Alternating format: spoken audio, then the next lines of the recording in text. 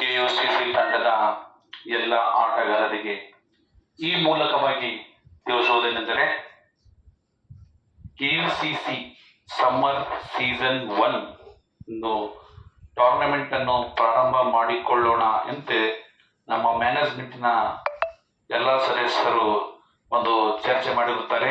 ಆ ಚರ್ಚೆಯ ಅಂಗವಾಗಿ ತಾವೆಲ್ಲ ಆಟಗಾರರು ಕೆಯುಸಿಸಿ ತಂಡದ ಎಲ್ಲ ಆಟಗಾರರು ಒಪ್ಪಿಗೆ ಕೊಟ್ಟರೆ ಆ ಟೂರ್ನಮೆಂಟ್ ಪಂದ್ಯವನ್ನು ಆಯೋಜನೆ ಮಾಡೋಣ ಎಂಬ ಮಾತನ್ನು ಈ ಮೂಲಕವಾಗಿ ಎಲ್ಲ ಆಟಗಾರರಿಗೆ ತಿಳಿಸಲಾಗುತ್ತದೆ. ಆದ್ದರಿಂದ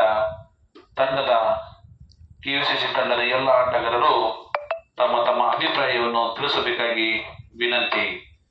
ದಿನಾಂಕ 25 ಮತ್ತು 26 ಅಂದರೆ 4ನೇ ಶನಿವಾರ ಮತ್ತು ಭಾನುವಾರದಂದು ಈ ಒಂದು ಟೂರ್ನಮೆಂಟ್ ಅನ್ನು ಆಯೋಜನೆ ಮಾಡಬೇಕೆಂದುಕೊಂಡಿದ್ದೇವೆ.